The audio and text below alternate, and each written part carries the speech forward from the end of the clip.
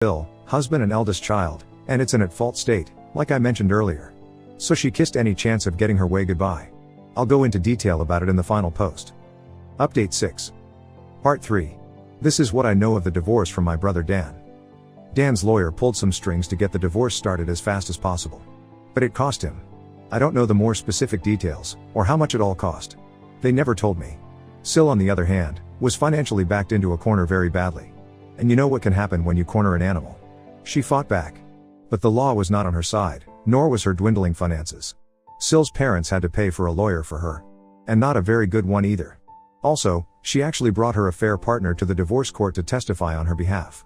This guy was a real piece of work. He had a bronze tongue and a charming smile he tried to use to his advantage. He claimed Sil had been wronged by an incompetent husband, which is why she sought the arms of another man. He claimed he was ready to take responsibility for his child he had fathered with Sil. But that Sil would still be needing the alimony for helping support herself and care for said child.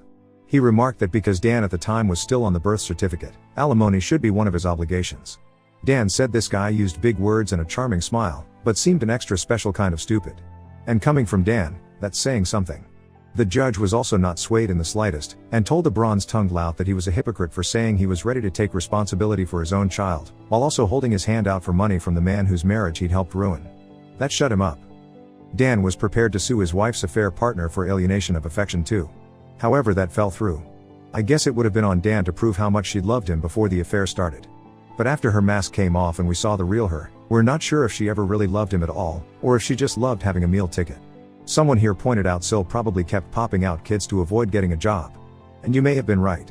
Either way, Sil tried dragging out the divorce. But Dan's lawyer and the judge kept that from happening much. I swear, Dan must have seriously lucked out, because he got one of the meanest and most unsympathetic to cheaters judges in the state. And all the evidence we had on Sil made it easy to keep her from playing the victim. So instead she just let her real bitchy self out since there was no point in hiding it anymore.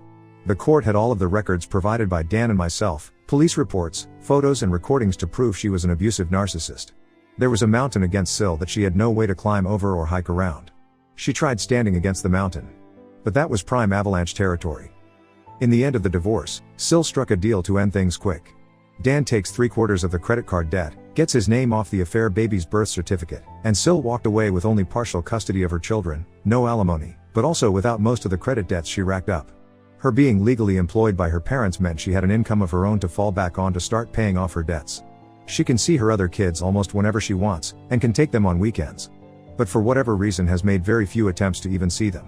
She took them out to eat fast food a few times. But she never took them home with her.